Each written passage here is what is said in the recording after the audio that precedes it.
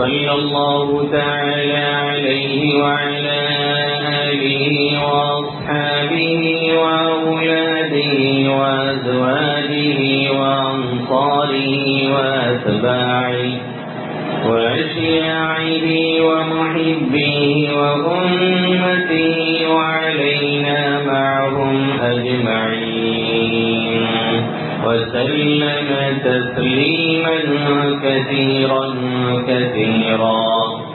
أما بعد، فقد قال الله تبارك وتعالى في كتابه المجيد بعد أعوذ بالله من الشيطان الرجيم بسم الله الرحمن الرحيم.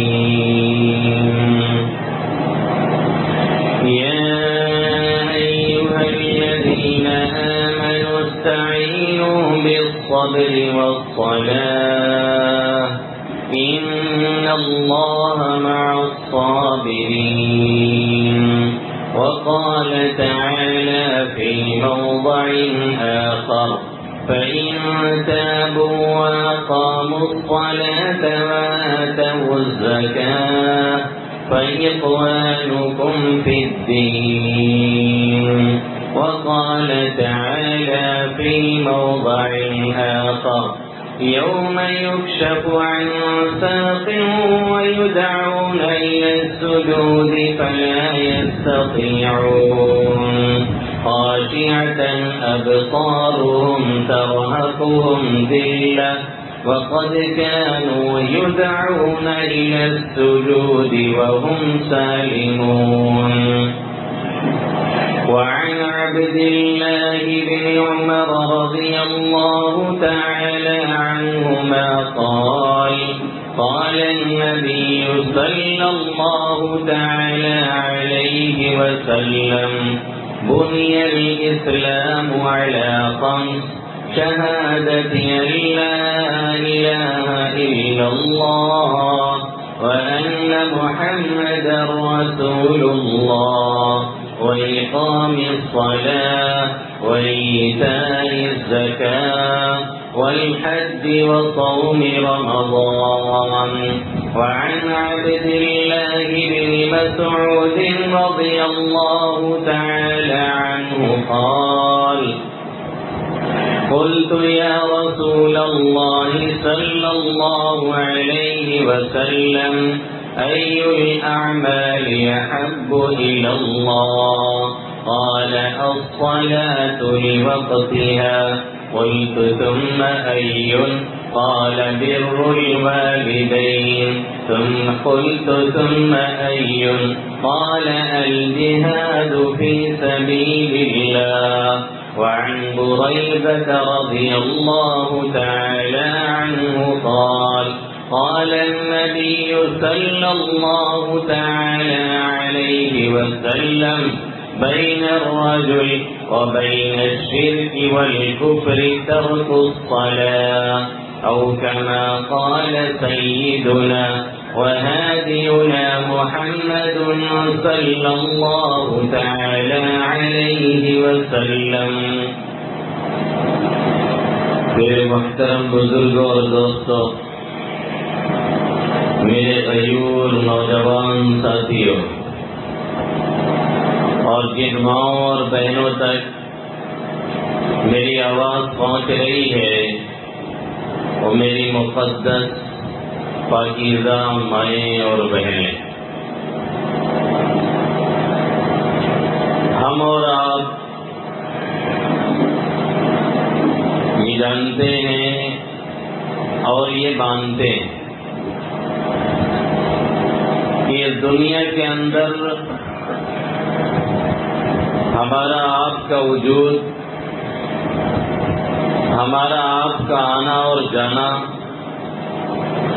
और हमारी और आपकी हर नस्ल हरकत ये किसी हस्ती के ताबे है और किसी कुदरत वाले की कुदरत के तहत।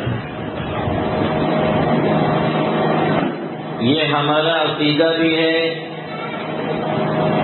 ये हमारा ईमान भी है और اسی کے تحت ہم اور آپ اس دنیا کے اندر جیتے ہیں اور زندگی گزارتے ہیں۔ اب کسی کسی کو اس کا استحضار زیادہ رہتا ہے اور خیال زیادہ رہتا ہے، کسی کسی کے ذہن و دماغ میں یہ بات ہر وقت بیٹھی رہتی ہے کہ اپنے اختیار سے آئے بھی نہیں ہیں اور اپنے اختیار سے جانا بھی نہیں ہے، آنے میں بھی غیر مختار ہیں اور جانے میں بھی غیر مختار ہیں۔ ہو سکتا ہے کہ کوئی صاحب یہ سوچ رہے ہوں تو جانے کا ہمیں اختیار تو ہے، بہت سے لوگ خودکشی کر لیتے ہیں، چلے جاتے ہیں۔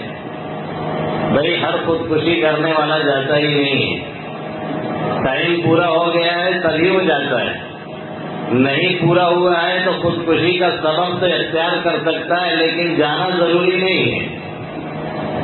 اس پہ ایک دلچسپ لطیفہ میں آپ کو سناؤں۔ ایک صاحب بتلا رہے تھے، اب حقیقت کہاں تک ہے، اور وہ جس انداز سے انہوں نے بتایا کہ لگتا تھا کہ بالکل حقیقت ہے یہ قصہ۔ بہت سے لوگ کسی وجہ سے مایوسی کے دلدل میں ایسا چلے جاتے ہیں کہ انہیں یہ سمجھ میں آتا ہے کہ نکلنے کا راستہ بس ایک ہی ہے کہ سوسائڈ کر لیا جائے، پھانسی لگا لی جائے۔ حالانکہ یہ نکلنے کا راستہ نہیں ہے، اپنے آپ کو اور مصیبت میں پھنسانے والا راستہ ہے۔ اللہ کے حبیب صلی اللہ علیہ وسلم کا ارشاد ہے کہ جس انداز سے جو پھانسی دے گا اپنے آپ کو، خودکشی کرے گا، سوسائڈ کرے گا، کل قیامت میں جہنم میں اسی طرح سے وہ سزا بھگتتا رہے گا۔ پسٹل سے اپنے کو ہلاک کیا ہے تو اپنے کو گولی ہی مارتا رہے گا، اسی عذاب میں مبتلا رہے گا۔ چاقو سے اپنے کو ذبح کیا ہے تو اسی عذاب میں وہاں چلتا رہے گا اور مبتلا رہے گا۔ سوسائڈ کسی مسئلے کا حل نہیں ہے، خودکشی کسی بھی مسئلے کا حل نہیں ہے۔ کتنے لوگ اس ٹائم پہ جب کسی قاعدے کے لوگ سے رابطہ کرتے ہیں تو بچ جاتے ہیں، اور کسی ایسے ہی مایوسی کے شکار شخص سے اگر رابطہ کر لیتے ہیں تو پتہ چلا کہ وہ اور مایوسی کے دلدل میں انہیں ڈال دیتا ہے اور مصیبت میں ڈال کر کے خود تو پریشان نہیں ہے، دوسرے کو اور پریشانی میں دھکیل دیا کرتا ہے۔ ایک ڈاکٹر صاحب ایک مرتبہ ہمارے یہاں آئے اور انہوں نے کہا ملنا ہے، حالانکہ وہ ہمارے ملنے کا وقت نہیں تھا، ہم کتاب دیکھ رہے تھے اور موبائل اتفاق ہمارے کے سائلنٹ نہیں کیا تھا، تو گھنٹی بجی تو ہم نے اٹھا لیا۔ فلاں صاحب بول رہے ہیں، ہم نے کہا ٹھیک ہے بتائیں۔ کہنے لگے ملنا ہے۔ ہم نے کہا اچھا، سوچا تو ٹائم بدل لے، لیکن پھر ہم نے کہا اچھا آ جائیے۔ آئے تو کہنے لگے کہ یہ بتائیں کہ خودکشی کے بارے میں آپ کیا کہتے ہیں؟ تو میں نے کہا بہت اچھا کر ڈالیے، کون سی دقت کی بات ہے؟ تو میں جب مسکرا کے بولا تو وہ بھی تھوڑا سا سر بٹا کے ہنسنے لگے، کہنے لگے نہیں سیریسلی۔ تو میں نے کہا کیا سیریسلی؟ کہیں پسٹل اپنے پاس ہے، گولی لگا چکا تھا، اٹھا چکا تھا، پھر رکھنے کے بعد یہ سوچا کہ کسی سے مل لوں، تو سوچتے سوچتے ہمارے ایک دوست ہیں وہاں کے لیے گیا، پھر وہاں سے راستے سے لوٹ آیا، پھر کچھ نہیں سمجھ میں آیا تو سوچا کہ یہاں مسجد میں تو نماز پڑھنے کبھی کبھی میں آتا ہوں، رابطہ کروں، ہو سکتا ہے رابطہ ہو جائے۔ تو میں نے کہا چلیے اچھا کیا آپ نے، تو یہ تو بہتر چیز ہے، آپ کر ڈالیے، کہیں آپ بھاگ رہے ہیں ہمیں۔ تو ہنسے۔ اس کے بعد میں نے کہا پرابلم آپ کا کیا ہے؟ یقین جانیے کہ کوئی پرابلم تھا ہی نہیں، بس انہوں نے اپنے کو الجھا ڈالا تھا، بس کوئی ایسی پریشانی ان کے پاس تھی ہی نہیں جس کی وجہ سے وہ ایک اقدام کرتے۔ لیکن خدا نخواستہ اگر وہ کسی ایسے شخص سے ملے ہوتے جو خود ڈپریشن کا شکار ہے، جو خود مایوسی کے دلدل میں پھنسا ہوا ہے، تو انہیں نہیں نکال سکتا تھا۔ نتیجہ یہ نکلتا ہے کہ جو اقدام وہ کرنے جا رہے تھے شاید وہ کروا دیتا۔ میں نے ان سے کہا کہ آپ اپنا پرابلم پہلے بیان کیجیے، انہوں نے کچھ پریشانیاں بتائیں، اس کے بعد میں نے اس کا سولوشن جب بیان کیا تو وہاں سے ہنستے ہوئے اٹھے اور کہنے لگے آپ نے تو پورا پانی پھینک دیا، جیسے لگتا ہے کوئی ٹینشن ہے ہی نہیں، اب کہیں سامنا پڑتا ہے تو دیکھ کر کے ہنستے ہیں۔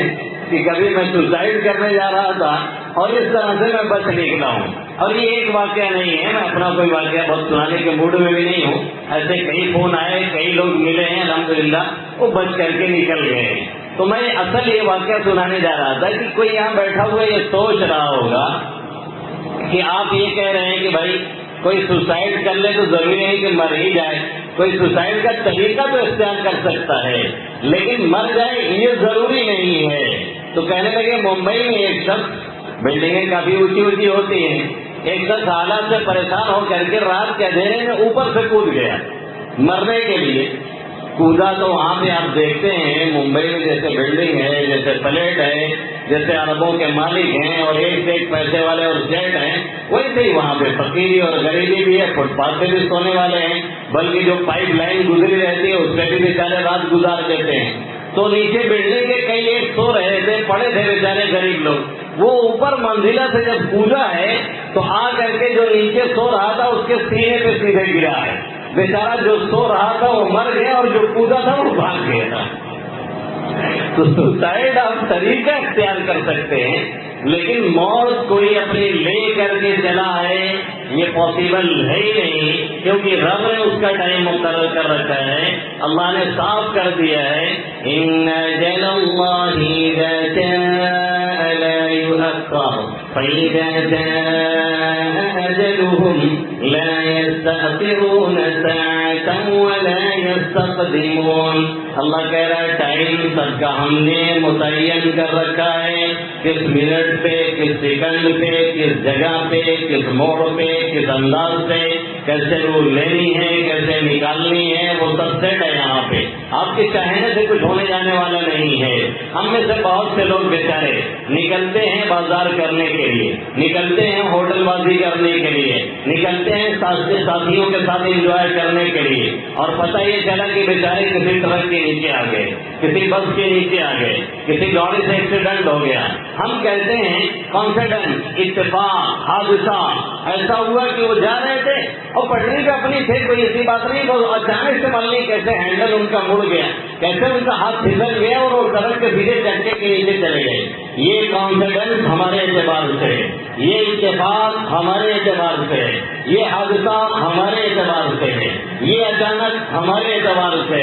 اللہ کے اعتبار سے اللہ فرماتا ہے کل امر مستقر انا کل شیء خلقناہ بقدر. ہر چیز کو ہم نے ایک وقت سے، ایک اندازے سے، ایک ٹائم کے ساتھ بنایا ہے. اسی ٹائم تک اسے رہنا ہے جب تک ہم نے چاہا ہے. جب نہیں چاہا ہے تو دنیا کی کوئی طاقت اسے روک نہیں سکتی ہے، دنیا کا کوئی ڈاکٹر اسے سنبھال نہیں سکتا ہے، دنیا کی کوئی میڈیسین اس کی زندگی واپس نہیں لا سکتی ہے، دنیا کا کوئی انجیکشن اس کی عمر کو ایک سیکنڈ کے لیے نہیں بڑھا سکتا ہے. کسی کی چاہت، کسی کی محبت، کسی کا تعلق، کسی کے ہیلتھ، کسی کے حسن، کسی کا جمال، کسی کی خوبصورتی، کسی کی بہادری، کسی کو بھی ایک سیکنڈ کے لیے ادھر سے ادھر نہیں کر سکتی ہے. یہ میرے رب کا فیصلہ ہے. تو جس کو استحضار ہوتا ہے، جس دماغ میں حاضری رہتی ہے اس بات کی، وہ ذہن میں رکھتا ہے کہ کسی نے بھیجا ہے، وہ ذہن میں رکھتا ہے کہ بھیجنے کا کوئی مقصد ہے، وہ ذہن میں رکھتا ہے کہ دنیا آخری منزل نہیں ہے، وہ ذہن میں رکھتا ہے کہ اسے چھوڑ کر کے جانا ہے، وہ ذہن میں رکھتا ہے کہ اللہ رب العزت کے قانون کے تحت ہی ہمیں رہنا ہے، وہ ذہن میں رکھتا ہے کہ جا کر کے وہی 4 گز زمین ملنے والی ہے جہاں پہ ہم ہیں ہمارے اعمال ہیں، جہاں پہ ہم ہیں ہمارے کردار ہیں، جہاں پہ ہم ہیں ہماری رفتار اور گفتار ہے. دوسرا کوئی سپورٹر نہیں، دوسرا کوئی ووٹر نہیں. کوئی دنیا میں کتنا ہی بڑا رہا ہو، کتنے ہی اس سے پیچھے چلنے والے رہے ہوں، کتنے ہی ہاں میں ہاں ملانے والے رہے ہوں، اور پیسوں کی بہتات رہی ہو، اور مال کی فراوانی رہی ہو، اور پراپرٹی کی اتنی انتہا رہی ہو کہ شاید اسے بھی نہ معلوم ہو کہ کتنا بیگھا ہے اور کتنا بسوا ہے، سب کچھ چھوڑ کر کے وہی 4 گز زمین کے اندر جانا ہے. یہ سسٹم اللہ کا بنایا ہوا ہے، یہ اللہ نے کریٹ کیا ہوا ہے، جس کے تحت پوری دنیا چلتی ہے. کوئی چاہے تو بھی، کوئی نہ چاہے تو بھی.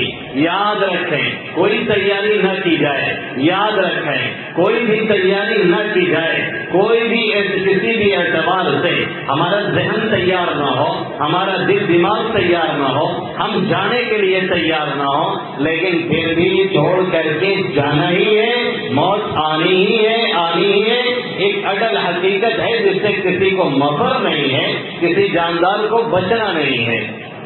یہ بات کسی کے ذہن میں بہت خوبی کے ساتھ بیٹھی ہوئی ہوتی ہے، ورنہ آج کی اس دنیا میں جو چکاچوند دنیا ہے اور جو اپنے جکڑن میں ہمیں لیے ہوئے ہے اور جس کو اللہ نے کچھ بنایا ہی اس اعتبار سے ہے کہ اپنی طرف کھینچتی رہتی ہے، اپنی طرف لبھاتی رہتی ہے۔ اللہ کے حبیب صلی اللہ علیہ وسلم نے فرمایا ان الدنیا حلوۃ خضرہ وان اللہ مستخلفکم فیہا فناظر کیف تعملون۔ اللہ کے حبیب صلی اللہ علیہ وسلم فرماتے ہیں کہ دنیا بڑی سخت شاداب ہے، بڑی شیریں اور میٹھی ہے، یہ جذاب ہے، کھینچتی رہتی ہے اپنی طرف، جو بھی دیکھتا ہے نظر اٹھا کر کے اسے لبھاتی ہے۔ کسی کی چمچماتی کار ہے تو دل میں آتا ہے کہ ہمارے بھی ہو جائے، کسی کا بنگلہ تھوڑا ٹھیک نہیں تھا تو ہمارے دل میں آتا ہے کہ ہمیں بھی ایسے ہی ملے، کسی کے بارے میں معلوم ہوا کہ اس کے پاس بیلنس بہت ہے تو ہمارے بھی دل دماغ میں یہی آتا ہے کہ ہمارے بھی ہو جائے۔ کسی کے بارے میں کچھ اور سمجھ میں آیا، کسی کو ہیلدی دیکھا، کسی کا حسن دیکھا، کسی کا جمال دیکھا، کسی کا کمال دیکھا تو ہم خود بخود کھینچتے چلے جاتے ہیں کہ اللہ کو اللہ نے اس طرح سے دنیا بنائی ہی ہے، لیکن اس کا مطلب یہ نہیں ہوتا ہے کہ ہم اسی دنیا میں غافل ہو جائیں اور یہ بھول جائیں کہ کوئی لارڈ ہے، یہ بھول جائیں کہ کوئی گاڈ ہے، یہ بھول جائیں کہ کوئی رب ہے، یہ بھول جائیں کہ کوئی خالق ہے، یہ بھول جائیں کہ کوئی مالک ہے، یہ بھول جائیں کہ کوئی رزاق ہے، یہ بھول جائیں کہ کسی کے اشارے پہ یہ سانسیں چل رہی ہیں، وہ جب چاہے جس جگہ چاہے جس منٹ اور سیکنڈ پہ چاہے ہماری سانسوں کو آسانی سے کھینچ لے اور ہمارا قصہ قصے پاری نہ ہو جائے، اور وہ لوگ جو ہمارے چہتے تھے یا ہم جن کے چہتے تھے یا جن سے لگاؤ ہمارا تھا یا جو بہت ہمارے لاڈلے تھے یا ہم جن کے لاڈلے اور دلارے تھے، جن کی زندگیاں ہمارے بغیر نہیں گزرتی تھی، وہ بھی اب رکھنے کے لیے تیار نہیں۔ 2-4 گھنٹے رکھیں گے، 10 گھنٹے رکھیں گے، پھر وہی لوگ جن کے بہت چاہت اور تعلقات تھے وہ بار بار گھڑی دیکھیں گے اور کہیں گے کب جنازہ ہوگا، لیٹ ہو رہا ہے، 10 بجے کا اعلان ہوا تھا، 10:05 ہو گیا ہے، 10:10 ہو گیا ہے، 10:15 ہو گیا ہے۔ اللہ کے حبیب صلی اللہ علیہ وسلم اسی حقیقت کی طرف ہماری اور آپ کی رہنمائی کر رہے ہیں، اسی کی طرف ہمیں پھیر رہے ہیں، اسی کی طرف ہمیں موڑ رہے ہیں۔ پہلی حدیث جو میں نے پڑھی حضرت عبداللہ ابن عمر رضی اللہ تعالی عنہما کی، یہ بہت جلیل القدر صحابی ہیں، عمر فاروق رضی اللہ تعالیٰ عنہ کے صاحبزادے ہیں، بہت ہی زبردست صحابی رسول صلی اللہ علیہ وسلم ہیں۔ صحابی کسے کہتے ہیں؟ جنہوں نے آقا مدنی صلی اللہ علیہ وسلم کی صحبت اٹھائی ہو ایمان کے ساتھ اور ایمان کی حالت میں ان کی وفات ہوئی ہو۔ اسی اعتبار سے تابعی کو سمجھ لیجیے، تابعی اسے کہتے ہیں جنہوں نے صحابی کی صحبت ایمان کے ساتھ پائی ہو اور ایمان کی حالت میں ان کی وفات ہوئی ہو۔ اسی اعتبار سے تابعی کو سمجھ لیجیے جنہوں نے تابعی کا زمانہ پایا ہو، ان کی صحبت ایمان کے ساتھ اٹھائی ہو اور ایمان کی حالت میں ان کی وفات ہوئی ہو، تو ایک جلیل القدر صحابی ہیں۔ اور دادا جان مولانا عبدالحلیم صاحب نور اللہ مرقدہ برد اللہ مضجعہ، جب بھی کسی صحابی کا نام آتا، کسی صحابی کا اسم گرامی آتا، فرماتے یہ صحابی بہت جلیل القدر ہیں، بڑے اونچے درجے کے ہیں، پھر فوراً فرماتے کہ ہر صحابی جلیل القدر ہوا کرتا ہے، ہر صحابی اونچے درجے کا ہوا کرتا ہے۔ یہ جو معیار قائم کیے جاتے ہیں، یہ جو لیول قائم کیے جاتے ہیں، یہ جو مراتب بیان کیے جاتے ہیں کہ فلاں صحابی بڑے اونچے درجے کے ہیں، فلاں صحابی بیچ کے درجے کے ہیں، فلاں صحابی کمتر درجے کے ہیں، یہ ان کے آپس کے اعتبار سے ہوتے ہیں، ورنہ ہمارے اور آپ کے اعتبار سے ہر صحابی عظمت اور بلندی کے تقدس کی اس چوٹی پہ پہنچا ہوا ہے جہاں پہ ولایت اور بزرگی کی کوئی انتہا کو بھی پالے، پھر بھی کسی صحابی کی گرد کو نہیں پا سکتا ہے، اس لیے کہ وہ چند لمحے، چند سیکنڈ، چند ثانیے، چند منٹ کہاں سے لے کر کے آئے گا جنہوں نے ایمان اور اسلام کی حالت میں آقا مدنی صلی اللہ علیہ وسلم کی صحبت اٹھائی تھی، وہ چند سیکنڈ اور وہ 2 آنکھیں کہاں سے لے کر کے آئے گا جنہوں نے ایمان اور اسلام کی حالت میں آقا مدنی صلی اللہ علیہ وسلم کا دیدار کیا تھا، تو یہ فرماتے ہیں اللہ کے حبیب صلی اللہ علیہ وسلم نے فرمایا بنی الاسلام علی خمس، اسلام کی بنیاد 5 چیزوں پر رکھی گئی ہے۔ سب سے پہلی چیز کیا ہے؟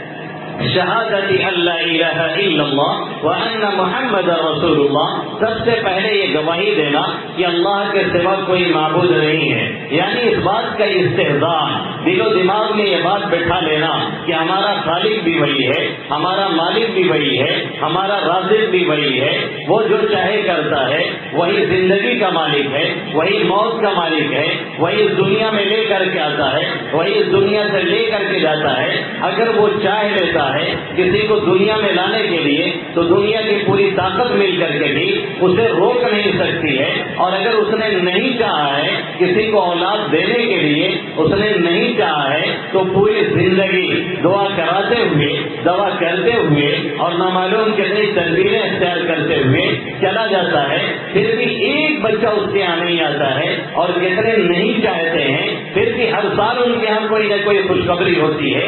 یہ اس کا طریقہ کار ہے جو کر کے دکھاتا رہتا ہے۔ دنیا کے کسی شخص میں یہ طاقت نہیں ہے، دنیا کے کسی شخص میں یہ حیثیت نہیں ہے کہ وہ اس کی چاہت کو روک کر کے دکھا دے۔ وہ مالک الملک ہے، جو وہ چاہتا ہے کرتا ہے۔ شہادت اللہ الہ الا اللہ، اس کے سوا کوئی معبود نہیں۔ مطلب کیا ہے؟ بخیرت نے کہہ بھی دیا لا الہ تو کیا حاصل؟ دل و نگاہ مسلمان نہیں تو کچھ بھی نہیں، صرف لا الہ کہنے سے کچھ حاصل ہونے والا نہیں۔ یہ ذہن و دماغ میں ہمیں اور آپ کو بٹھلانا پڑے گا کہ سب کچھ کرنے والی ذات وہی ہے، ہر حال میں وہی کرتا ہے، اسی کی طرف ہر حال میں جانا چاہیے۔ جو ہم اور آپ یہ پڑھتے ہیں وَأَنْتُمُ الْأَعْلَوْنَ وَأَنْتُمُ الْأَعْلَوْنَ إِن كُنتُم مُؤْمِنِينَ، کہ اللہ کا وعدہ ہے اگر تم مومن رہو گے تو تم اس طرح بلند رہو گے۔ مومن رہنے کا مطلب یہ نہیں ہے کہ ہم کوئی ایک نیک کام کر لیں، مومن رہنے کا مطلب یہ نہیں ہے کہ کبھی ہم صرف کلمہ پڑھ لیں، مومن رہنے کا مطلب یہ نہیں ہے کہ کبھی ہم نے کلمہ کو دوہرا لیا۔ مومن رہنے کا مطلب یہ ہے اچھی حالت آئے، بری حالت آئے، پریشانی آئے، خوشی آئے، عام حالات میں ہوں، اچھے حالات میں ہوں، پریشان کن حالات میں ہوں، اور حالات میں ایسے گر گئے ہوں کہ نکلنے کا کوئی راستہ بھی بظاہر نہ نظر آ رہا ہو، تب بھی ہم یہ کہیں کہ اللہ ہے، وہی جو چاہتا ہے کرتا ہے۔ لا الہ الا اللہ محمد رسول اللہ، وہی اللہ ہے، اس کے سوا کوئی معبود نہیں۔ خالق بھی وہی ہے، مالک بھی وہی ہے، نافع بھی وہی ہے، ضار بھی وہی ہے، معز بھی وہی ہے، مضل بھی وہی ہے، سمیع بھی وہی ہے، بصیر بھی وہی ہے، حکم بھی وہی ہے، عدل بھی وہی ہے، لطیف بھی وہی ہے، خبیر بھی وہی ہے۔ وہی دنیا کے نظام کو گورن کرتا ہے، وہی دنیا کے نظام کو چلاتا ہے، وہی جب چاہتا ہے فرعون جیسے لوگوں کو غرق کر کے دریا میں دریا برد کر کے ان کو ختم کرتا ہے، اور موسیٰ علیہ السلام کی معمولی سی ٹکڑی کو جو 6,30,000 تقریباً تھی اور فرعونیوں کا لشکر 1 کروڑ کے برابر تھا، پھر بھی اللہ نے ان کو غرق کیا اور معمولی سے لشکر کو پار لگا کر کے پھر سے مصر کا بادشاہ بنایا، مصر کی حکومت عطا کی، مصر کی سلطنت عطا کی۔ یہ ذہن و دماغ میں بیٹھا رہے لا الہ الا اللہ، کوئی بھی حالت آئے ذہن و دماغ پلٹ کر کے رب کی طرف جائے۔ اچھی حالت ہو تو بھی کہیں اللہ تیرا شکر ہے، یہ تیری عطا ہے، یہ تو نے کیا ہے، یہ تو نے دیا ہے، یہ تو نے نوازا ہے۔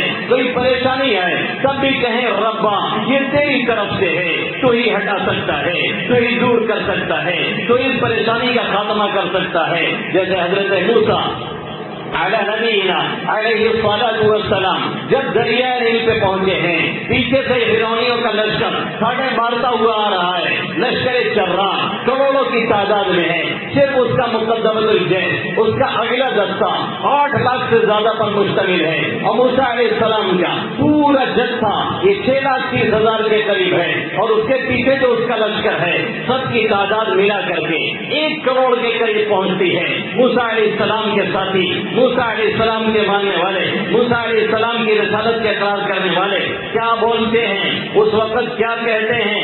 اے موسیٰ ہم پکڑے گئے، یا موسیٰ انا لمدرکون، اے موسیٰ ہم پکڑے گئے۔ موسیٰ علیہ السلام پورے ثابت قدمی کے ساتھ، پورے استقلال کے ساتھ، پوری پامردی کے ساتھ، پورے عزم کے ساتھ، پورے یقین کے ساتھ کیا کہتے ہیں؟ ان اللہ ان ربی معی سیہدین، رب میرے ساتھ ہے، وہ بھی راستہ دے گا۔ کلا، ہرگز ایسا نہیں ہو سکتا ہم پکڑ لیے جائیں، ہم گرفتار کر لیے جائیں، ایسا نہیں ہو سکتا ہے۔ رب نے جو وعدہ کیا تھا وہ اس وقت ذہن و دماغ میں ہے، یہی ہے ایمان، یہی ہے اصل امتحان۔ ایسے ہی وقتوں میں ایمان کا امتحان ہوتا ہے، تب پتہ چلتا ہے ہمارا دل کہاں ہے، ہمارا دماغ کہاں ہے۔ حضرت موسیٰ علیہ السلام نے فرمایا ایسا کچھ ہونے والا نہیں ہے، رب میرے ساتھ ہے، ابھی وہ راستہ عطا فرمائے گا۔ نتیجہ یہ نکلتا ہے، حکم دیا جاتا ہے لاٹھی مارنے کا، آپ لاٹھی مارتے ہیں، 12 راستے بنتے ہیں، 12 گروپ آپ کا جو قبیلہ ہے وہاں سے نکلتا ہے۔ یہی صورتحال آقا مدنی صلی اللہ علیہ وسلم کے ساتھ پیش آتی ہے جب صدیق اکبر کے ساتھ آپ مکہ سے نکلتے ہیں ہجرت کے لیے، غار ثور میں جا کر کے پناہ لیتے ہیں، مشرکین مکہ پیچھا کرتے ہیں اور غار ثور کے دہانے پہ آتے ہیں۔ صدیق اکبر کہتے ہیں اگر کوئی اپنے قدم پہ نگاہ ڈالتا تو بھی وہ ہمیں دیکھ لیتا، پریشانی کے عالم میں صدیق اکبر ہیں۔ اللہ کے حبیب صلی اللہ علیہ وسلم اس وقت پورے اطمینان سے فرماتے ہیں لا تحزن ان اللہ معنا، لا تحزن ان اللہ معنا۔ حضرت موسیٰ نے فرمایا ان معی ربی سیہدین، رب میرے ساتھ ہے، وہ راستہ عطا کرے گا۔ آقا فرماتے ہیں رب ہمارے ساتھ ہے، صرف میرے ساتھ نہیں ہے، میری امت کے ساتھ ہے، وہ کوئی راستہ دے گا، وہ نکلنے کا راستہ پیدا فرمائے گا۔ مکڑی کا جالا تنا جاتا ہے، کبوتر انڈے دیتی ہے، اس کے ذریعے سے آقا مدنی صلی اللہ علیہ وسلم کی حفاظت کی جاتی ہے۔ ایک شاعرہ کہتی ہے اور بالکل بجا کہتی ہے خدا جس کی حفاظت کی حیا جب تھان لیتا ہے تو پھر مکڑی کے جالوں کی وہ چادر تان دیتا ہے۔ اگر وہ زندگی لکھ دے، اگر وہ زندگی لکھ دے سمندر راہ دے دے گا، اگر وہ موت لکھ دے ہے تو مچھر جان لیتا ہے۔ یہ یقین ہے لا الہ الا اللہ، اللہ کے سوا کوئی معبود نہیں، محمد رسول اللہ، محمد عربی صلی اللہ علیہ وسلم اس کے بندے اور اس کے پیغمبر ہیں۔ کیا مطلب ہے؟ یہ یقین رکھنا، یہ ایمان رکھنا، یہ اعتقاد رکھنا اور اس میں ذرہ برابر تزلزل نہ ہو، ذرہ برابر ہم شک کے شکار نہ ہو کہ محمد عربی صلی اللہ علیہ وسلم آخری پیغمبر ہیں۔ آپ کے بعد کوئی پیغمبر آنے والا نہیں، آپ کے بعد کوئی رسول آنے والا نہیں۔ کوئی دعویٰ کرتا ہے تو جھوٹا اور مکار ہے، کوئی دعویٰ کرتا ہے اس کی نبوت قابل قبول نہیں ہے، کوئی دعویٰ کرتا ہے اس کی نبوت کا اعتبار نہیں ہے۔ محمد عربی صلی اللہ علیہ وسلم آئے ہیں، اب کوئی پیغمبر آنے والا نہیں ہے، اب ان کے وارثین کا کام ہے، یعنی علماء کا کام ہے یہ ذمہ داری سنبھالیں۔ اب علماء کا کام ہے وہ دین کو پہنچائیں، اب علماء کا کام ہے وہ دین کو بیان کریں، اب علماء کا کام ہے اس بارے گرا کو اپنے کندھے پہ لا دیں اور لے کر کے کلیا کلیا پھریں، کبھی یہاں جائیں کبھی وہاں جائیں، پیار کے ساتھ، شفقت کے ساتھ، محبت کے ساتھ، حکمت کے ساتھ، دانائی کے ساتھ دین کی باتیں لوگوں کو پہنچاتے رہیں۔ اب وارثین انبیاء کا کام ہے، اب کوئی نبی آنے والا نہیں، اب کوئی پیغمبر آنے والا نہیں۔ صاف لفظوں میں اعلان کیا گیا ما كان محمد ابا احد من رجالكم ولكن رسول الله وخاتم النبيين۔ محمد عربی صلی اللہ علیہ وسلم تم میں سے کسی مرد کے باپ نہیں ہیں، ہاں اللہ کے رسول ہیں اور نبیوں کے سب سے آخر میں آنے والے ہیں۔ نبوت یہیں پر مکمل ہو گئی ہے، اب کوئی نبی آنے والا نہیں ہے۔ آقا مدنی صلی اللہ علیہ وسلم نے بھی جا بجا اپنی حدیثوں میں اعلان فرمایا انا خاتم النبیین ولا نبی بعدی، میں آخری نبی ہوں، میرے بعد کوئی نبی نہیں ہے۔ چاہے مرزا غلام قادیانی ہو، چاہے مسیلمہ کذاب ہو، چاہے کوئی اور نبوت کا دعویٰ کرنے والا ہو، ہم سب جوتیوں کی نوک پہ رکھتے ہیں محمد عربی آخری نبی ہیں۔ اس میں اگر ذرہ برابر شک ہوا یا شبہ پیدا ہوا ہمارا ایمان گیا، ایمان کا کام تمام ہوا۔ اس لیے یقین کریں اور یہ جانیں اور یہ مانیں اور یہ پہچانیں اور یہ سمجھیں کہ محمد عربی صلی اللہ علیہ وسلم مکہ المکرمہ میں آئے ہیں۔ آقا مدنی صلی اللہ علیہ وسلم مکہ میں تشریف لائے ہیں اور 40 سال کے بعد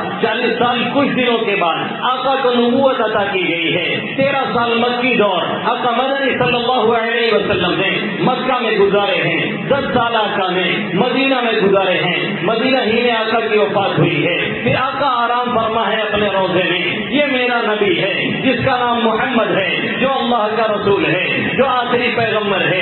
وہ جو بولتا ہے سچ بولتا ہے, جو بولتا ہے حق بولتا ہے, جو بولتا ہے صحیح بولتا ہے. اس کا بولا ہوا آج 1400 سال کے بعد بھی کوئی ایک لفظ غلط نہیں, کوئی ایک حرف غلط نہیں. یورپ کی تحقیقات روز غلط ہوتی ہیں, امریکہ کی تحقیقات روز غلط ہوتی ہیں. وہاں کے سائنسدانوں کی باتیں آج کوئی کچھ کہتا ہے, کل کوئی سائنسداں کھڑا ہو کر کے اس کو غلط ثابت کرتا ہے اور کہتا وہ بات صحیح نہیں تھی بلکہ یہ بات صحیح تھی.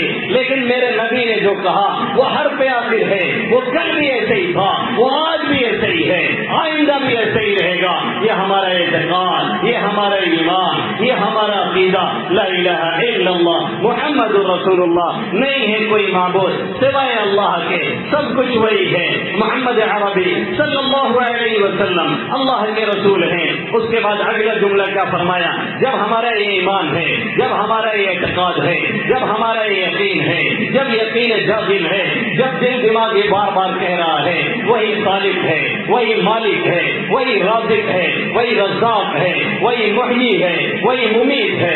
جب سب کچھ مان لیا اور جب یہ یقین کر لیا کہ محمد عربی صلی اللہ علیہ وسلم یہی آخری نبی ہے, جو کچھ لائے ہیں سب سچ ہے, نجات اسی میں ہے, فلاح اسی میں ہے, فلاح اسی میں ہے. کہاں دوڑے چلے جا رہے ہیں؟ اگر کہیں سکون ہے, اگر کہیں اطمینان ہے, اگر کہیں نجات ہے, اگر کوئی طریقہ نجات ہے تو محمد عربی صلی اللہ علیہ وسلم کا طریقہ ہے.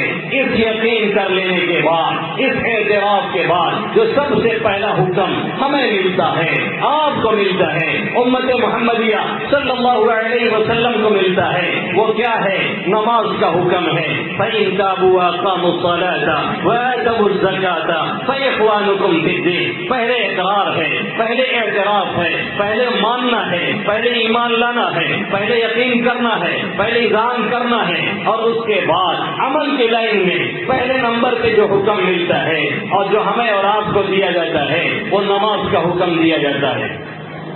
اور یہ نماز کا حکم صرف یہ نہیں کہ امت محمدیہ صلی اللہ علیہ وسلم کو دیا گیا ہو, اس سے پہلے جتنی امتیں گزری ہیں اور جتنے بھی انبیاء کرام آئے ہیں سب کو اس چیز کا حکم دیا گیا. وقت میں کچھ فرق رہا ہو, رکعت میں کچھ فرق رہا ہو, نمازوں کی تعداد میں کچھ کمی بیشی رہی ہو, لیکن ہر پیغمبر کو نماز کا حکم دیا گیا. حضرت ابراہیم علیہ نبینا علیہ الصلوۃ والسلام کیا دعا دیتے ہیں؟ ربنا لیقیموا الصلاۃ. ہم نے یہاں اس لیے بتایا ہے تاکہ یہ نماز کی پابندی کریں. حضرت زکریا علیہ الصلوۃ والسلام کو اللہ کیا فرماتا ہے؟ فنادته الملائکہ وهو قائم يصلي في المحراب. فرشتوں نے اس حال میں پکارا کہ محراب میں کھڑے ہو کر کے نماز پڑھ رہے تھے. حضرت موسیٰ اور ہارون کے بارے میں اللہ کیا فرماتا ہے؟ واقیموا الصلاۃ وبشر المؤمنین. نماز قائم کیجیے, مومنین کو خوشخبری سنائیے. حضرت شعیب کے بارے میں قرآن نقل کرتا ہے, یا شعیب اصلاتک تأمرک ان نترک ما یعبد آباؤنا.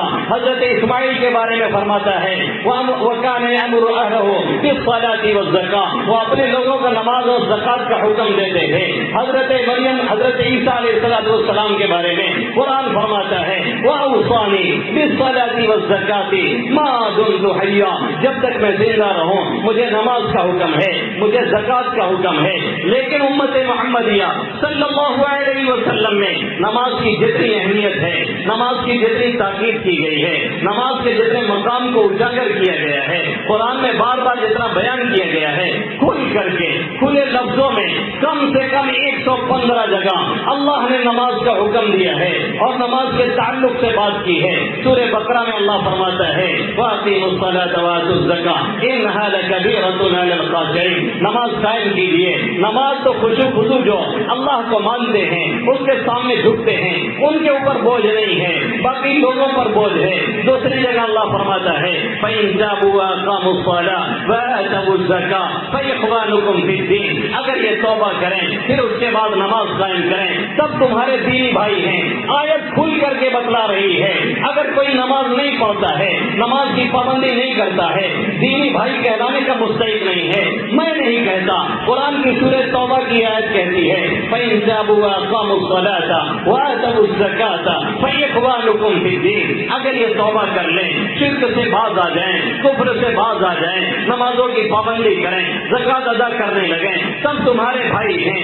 یہی نہیں، کسی جگہ اللہ نے فرمایا وَأَقِيمُوا الصَّلَاةَ وَآتُوا الزَّكَاةَ، دیکھو نماز قائم کرو اور زکوٰۃ ادا کیا کرو اور کافروں کی طرح مت بن جاؤ۔ اور صحابہ کرام کا نقشہ کھینچتے ہوئے اللہ رب العزت نے فرمایا رجال لا تلهيهم تجارة ولا بيع عن ذكر الله وإقام الصلاة وإيتاء الزكاة يخافون يوما تتقلب فيه القلوب والأبصار۔ یہ ایسے لوگ ہیں کہ خرید و فروخت، دکان ڈلیا، تجارت، کاروبار، ملازمت، زراعت، ان کو کوئی بھی چیز اللہ کے ذکر سے روکتی نہیں، اللہ کی نماز سے روکتی نہیں۔ اکثر صحابہ کرام، یہاں بہت سے تاجر بیٹھے ہوں گے، بعض لوگ تجارت کو عیب سمجھتے ہیں، ان کے لیے تھوڑا سا کھول کر کے کہہ دوں، اکثر صحابہ کرام تجارت کرنے والے تھے، لیکن ان کی تجارت ایمان کے ساتھ تھی، ان کی تجارت دھوکہ دڑی والی نہیں تھی، ان کی تجارت غبن اور فراڈ والی نہیں تھی،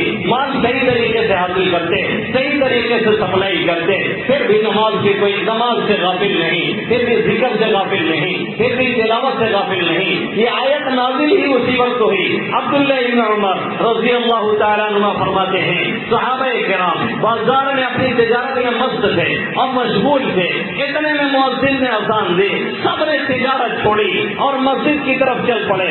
اللہ کو یہ ادا تیری پسند آئی، اللہ نے قرآن میں آیت نازل فرمائی رجال لا تلهيهم تجارة ولا بيع عن ذكر الله وإقام الصلاة وإيتاء الزكاة يخافون يوما تتقلب فيه القلوب والأبصار۔ یہ لوگ ایسے ہیں خرید و فروخت، یہ لوگ ایسے ہیں تجارت و ملازمت، یہ لوگ ایسے ہیں دکان ڈلیا، انہیں اللہ کے ذکر سے، نماز کی پابندی سے کبھی روکنے والے نہیں ہیں۔ اور اس کی مین وجہ کیا بیان کی يخافون يوما تتقلب فيه القلوب والأبصار۔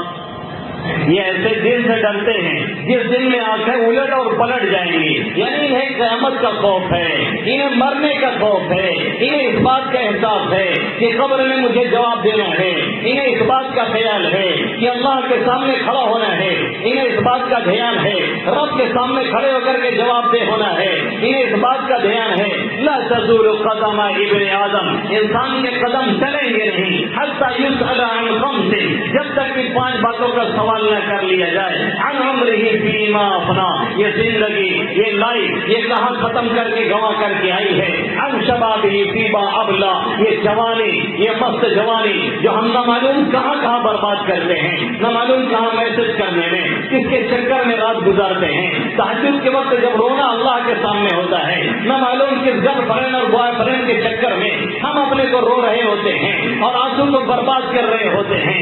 اللہ فرماتا ہے، آقا کہہ رہے ہیں کہ اللہ پوچھے گا یہ جو جوانی دی تھی تم نے کہاں گزاری ہے، کس حالت میں اسے گزاری ہے، اس کا جواب دیتے جاؤ۔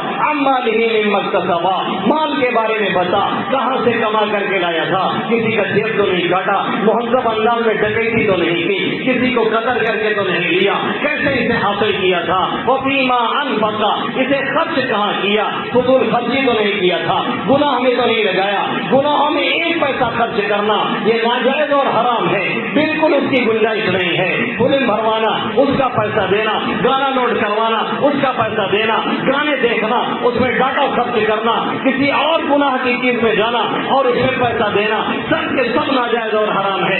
اذا انفقوا لم يسرفوا ولم يقتروا وكان بين ذلك قواما، جب یہ اللہ والے خرچ کرتے ہیں، نہ خرچے میں فضول خرچی کرتے ہیں، نہ بخل سے کام لیتے ہیں، درمیانی حالت میں رہتے ہیں، یہ بھی گناہ ہے۔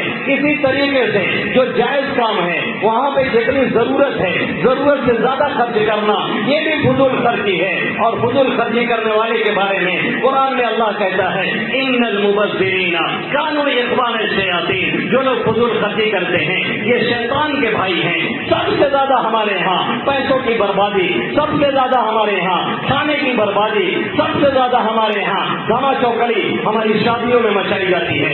اگر ہماری غربت دیکھنا ہو ہماری مساجد دیکھیے, ہماری غربت دیکھنا ہو مسجد کے امام کی تنخواہ دیکھیے, وہی 2000 وہی 3000 وہی 2500. سیٹوں کی گاڑیوں کا پیٹرول مہینے کا 10,000 چوستی ہے, لیکن کسی مولوی حافظ کو دینا ہو تو 2,500 3 اور 4,000 یہی بنتا ہے اور یہی لوگ دیتے ہیں. اس سے آگے بات کرنے کے لیے کوئی تیار نہیں ہوتا.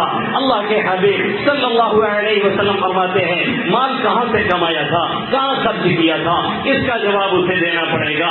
عن مالہ مما اکتسب وفیما انفق وما عمل بما علم.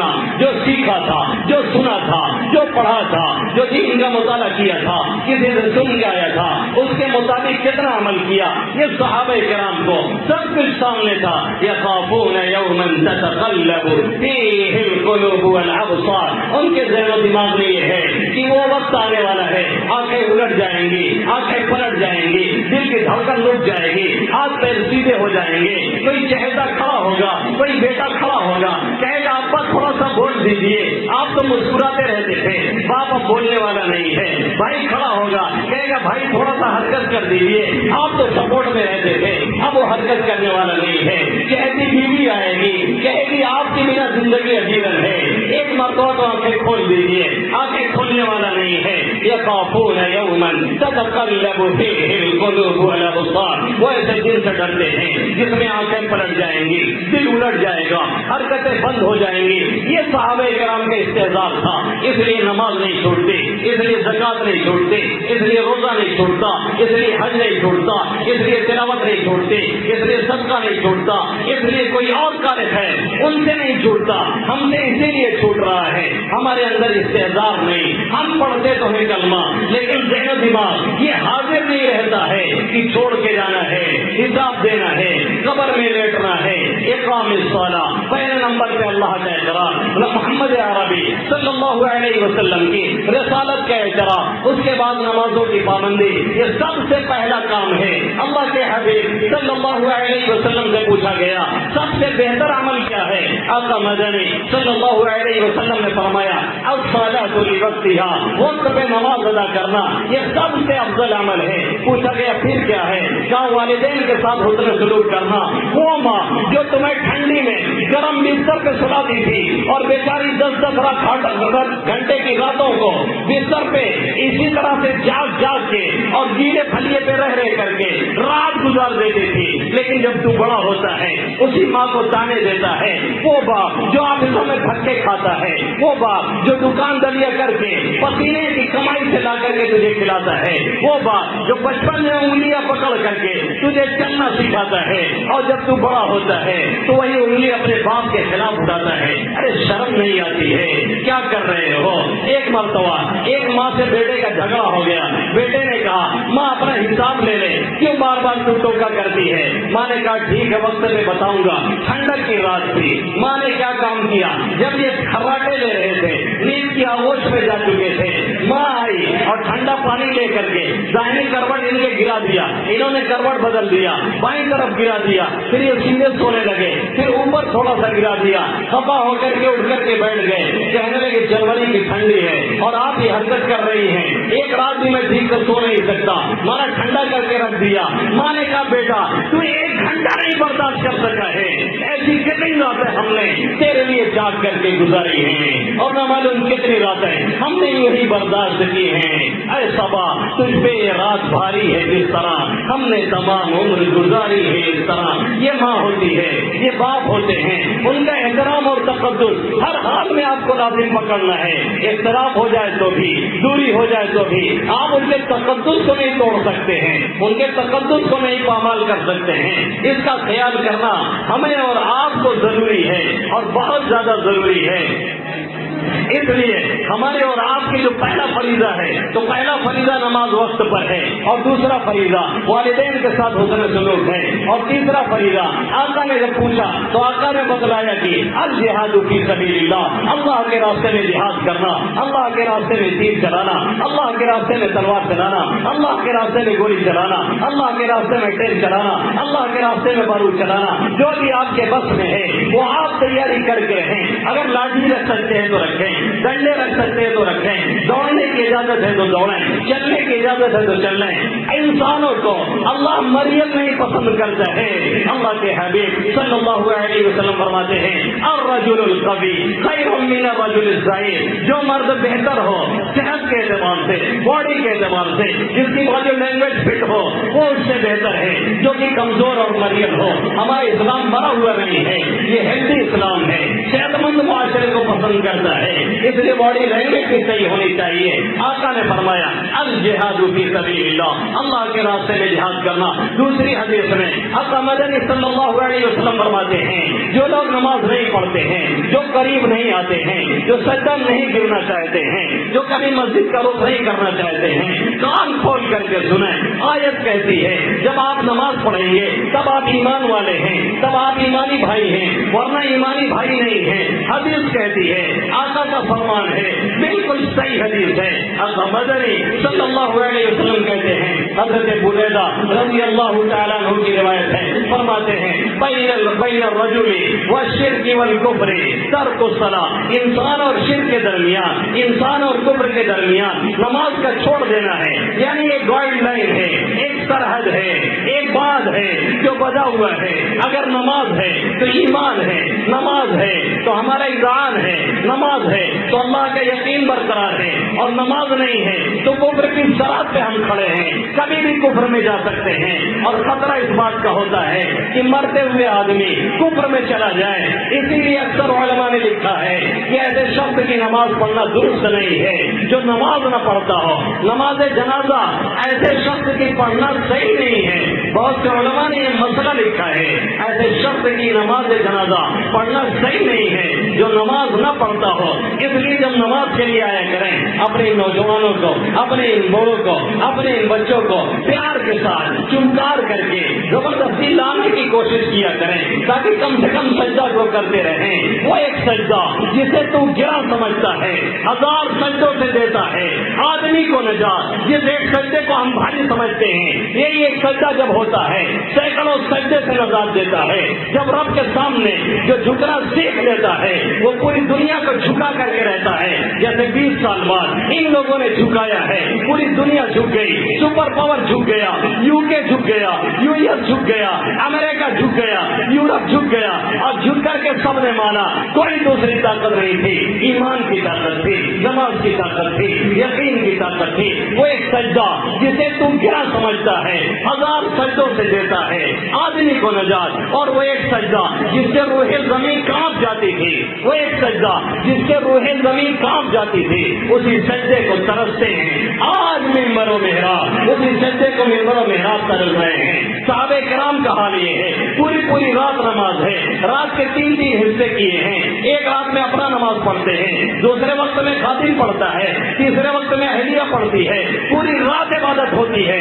پھر اس کے بعد صبح میں اللہ سے استغفار کرتے ہیں، توبہ کرتے ہیں، کہتے ہیں میرے ربا جو حق تھا میں نے ادا نہیں کیا، جو حق تھا میں نے ویسے کیا نہیں۔ یہاں ہم پوری رات گیم کھیلتے ہیں، یہاں ہم پوری رات فلم دیکھتے ہیں، یہاں ہم پوری رات گانے سنتے ہیں، یہاں ہم پوری رات تماشا کرتے ہیں، یہاں ہم پوری رات عیاشیاں کرتے ہیں، یہاں ہم پوری رات مسیاں کرتے ہیں، اور پھر صبح اٹھنے کے بعد سب سے بڑے جنت کے مستحق ہم اپنی کو سمجھتے ہیں، اور اٹھتے ہیں تو کہتے ہیں مولانا بارش کیوں نہیں ہو رہی ہے، اللہ کی مدد کیوں نہیں آ رہی ہے۔ پھر خود ہی کہتے ہیں کہاں صاحب بارش کہاں ہے، کیوں نمازیں نہیں پڑھتا ہے، ایسا کہتے ہیں جیسے لگتا ہے اپنا تہجد پڑھ کر کے ہیں۔ یہ ہماری حالت ہو گئی ہے، یعنی ہم کتنے بگڑ چکے ہیں، ایک طرف غلطی پہ غلطی، ایک طرف جرائم پہ جرائم، ایک طرف جرائم پہ جرائم، پھر دیدہ دلیری، پھر سینہ زوری، یہ اس طرح کے جملے صحابہ کرام کی حالت یہ ہے. رات رات بھر نماز ہے، پھر فجر کے وقت میں رونا اور دھونا ہے، اللہ کو منانا ہے. پھر وہ کہتے ہیں میرے ربا جو کرنا تھا میں نے نہیں کیا، میرے ربا جیسا حق تھا میں نے ادا نہیں کیا، میرے ربا جو طریقہ تھا میں نے وہ طریقہ اختیار نہیں کیا. اور ہم یہ نہ سمجھیں کہ اس نماز سے صرف جنت ملے گی، ہم یہ نہ سمجھیں کہ اس نماز سے صرف دوزخ سے بچیں گے. یقیناً وہ بہت بڑا فائدہ ہے، لیکن اس نماز سے دنیا میں بھی بے شمار فائدے ہیں، ایک دو نہیں سینکڑوں فائدے ہیں. نماز ہوتی ہے انسان ڈسپلن کا عادی ہوتا ہے، نماز پڑھتا ہے انسان وقت کا پابند ہوتا ہے، نماز پڑھتا ہے انسان پاک و صاف رہتا ہے، نماز پڑھتا ہے سویرے اٹھنے کا عادی رہتا ہے، نماز پڑھتا ہے اس کی ہیلتھ صحیح رہتی ہے، نماز پڑھتا ہے اس کا دل دماغ صحیح رہتا ہے، نماز پڑھتا ہے اس کے کپڑے پاک و صاف رہتے ہیں، نماز پڑھتا ہے سنجیدگی برقرار رہتی ہے، نماز پڑھتا ہے چہرے پہ نور رہتا ہے، کسی بھی کریم یا پاؤڈر سے کچھ نہیں ہوتا. نماز پڑھنے سے چہرے پہ نور آتا ہے، ذکر کرنے سے چہرے پہ نور آتا ہے. نماز پڑھتا ہے مسجد میں جاتا ہے آپس میں ملاقات ہوتی ہے، تعلقات اچھے ہو جاتے ہیں، کوئی نہ کوئی سلام کلام ہو ہی جاتا ہے.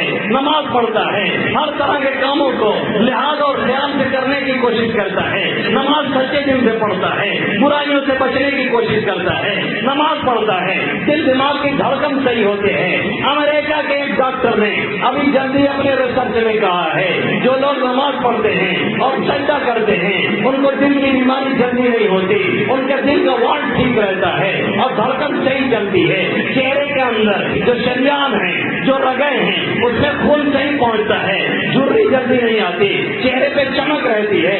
اس نے لکھتے لکھتے یہاں تک لکھ دیا اگر عورتوں کو سجدے کا فائدہ صحیح میں معلوم ہو جائے تو یہ میک اپ چھوڑ کر کے خوب سجدہ کریں تاکہ ہمارے چہرے کی رنگت اچھی رہے. یہ طریقہ امریکہ اور یورپ میں علاج کا بھی ایجاد کیا گیا ہے جس کے سر میں مستقل درد ہوتی ہے اور کوئی دوا نہیں فائدہ کرتی. امریکہ اور یورپ میں اس کا علاج یہ بتایا جاتا ہے آپ 4-5 مرتبہ دن میں 4-5 منٹ کے لیے سجدے میں پڑے رہا کریں. ارے سیدھے کہو نا آپ نماز پڑھیں. وہی طریقہ محمد عربی صلی اللہ علیہ وسلم جو دے کر کے گئے تھے پھیلائے ہوئے دامن پھیلائے ہوئے دامن سامان تجسس. سائنس محمد کا پتہ ڈھونڈ رہی ہے. آج بھی سائنس لوٹ کر کے محمد عربی صلی اللہ علیہ وسلم کے دروازے پہ آتی ہے اور جو نماز پڑھتا ہے اس کا فائدہ اسے ملتا ہے، اس کے گھر والوں کو ملتا ہے، رزق کی تنگی دور ہوتی ہے، رزق میں برکت ہوتی ہے. کیا یہ حقیقت نہیں ہے؟ آج کمانے والے ایک نہیں کئی ہیں، 50,000 مہینے کا آتا ہے لیکن بچتا نہیں ہے، سب خرچ ہو جاتا ہے. کہتے مولوی صاحب لگتا ہے کسی نے کچھ کر دیا ہے، کوئی اڑ جاتا ہے، کچھ پتہ ہی نہیں چلتا ہے، کسی نے کچھ نہیں کیا ہے، کوئی شیطان نہیں ہے. سب سے بڑے شیطان ہم ہیں. ہم نے نماز چھوڑا ہے، ہم نے زکات چھوڑی ہے، ہم نے تلاوت چھوڑی ہے. پورا گھر ہمارا نحوست کا شکار ہے، ماں سے لے کر کے بیٹی تک، بیٹی سے لے کر کے باپ تک، باپ سے لے کر کے دادا تک، دادا سے لے کر کے دادی تک، دادی سے لے کر کے نانی تک. ارے وہ بڑھیا اور بوڑھے جنہیں سوچتا نہیں ہے وہ بھی چشمے لگا کر کے رات کی تاریخیوں میں وہی سیریل میں ہوتے ہیں، وہی فلم میں ہوتے ہیں، وہی گانے میں ہوتے ہیں، وہی سرمستیوں میں ہوتے ہیں. جو قوم دیر تک عیاشیاں کرتی ہے، جو قوم دیر تک سرمستیاں کرتی ہے، جو قوم دیر تک بدماشیاں کرتی ہے اور دیر کے سو کر کے اٹھتی ہے وہ قوم کبھی پنپ نہیں سکتی اور دنیا میں کبھی قبضہ نہیں جما سکتی. سویرے سونا اللہ کی یاد کے ساتھ، اللہ کے ذکر کے ساتھ، پھر سویرے اٹھنا اللہ کو یاد کرنا اور ذکر کرنا، یہ کامیابی کی پہلی منزل ہے، یہ کامیابی کی پہلی سیڑھی ہے، یہ کامیابی کی پہلی بنیاد ہے. جب تک یہ رہا ہے ہم ہمیشہ کامیاب رہے ہیں. 12 صدی تک ہمارا عروج رہا ہے.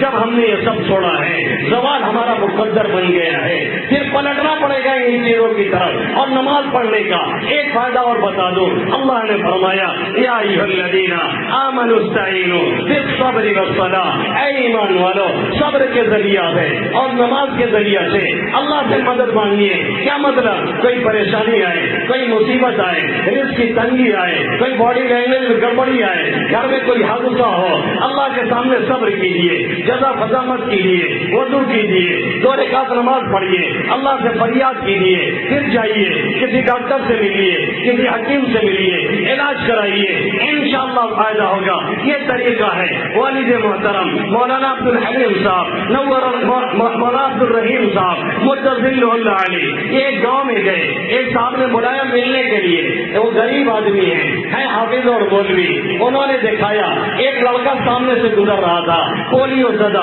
چلنے سے بیچارہ معذور، اور ایک لڑکا ان کا جو والد صاحب کو لا کر کے چائے پانی کرا رہا تھا، انہوں نے فرمایا حضرت دیکھیے وہ لڑکا جو جا رہا ہے پولیو جس کو ہے اس کو اور میرے اس لڑکے کو دونوں کو ایک ساتھ پولیو ہوا تھا، ایک دن ایک وقت میں فالج گرا تھا اور پولیو گرا تھا۔ مجھے جب اطلاع ملی میں بازار میں تھا، وہاں سے آیا، آ کر کے وضو کیا، 2 رکعت نماز پڑھی، اللہ کے سامنے دل گڑایا اور بہت رویا۔ میرے پاس علاج کے پیسے بھی نہیں تھے، قریب میں گیا، ایک ہومیوپیتھ کے ڈاکٹر سے ملا، ساری کیفیت بتائی، دوا لا کے کھلایا، 1 مہینے کے اندر اچھی خاصی راحت مل گئی، آہستہ آہستہ بالکل ٹھیک ہو گیا۔ یہ بڑا سیٹ کا لڑکا ہے، ان کو جب پتا چلا فالج گرا ہے، یہ لے کر کے گئے دلی، پھر ممبئی، پھر نہ معلوم کہاں کہاں علاج کرایا، علاج کرا کے تھک گئے، آج تک وہ ٹھیک نہ ہو سکا، اور میرا بچہ الحمدللہ دوڑ رہا ہے۔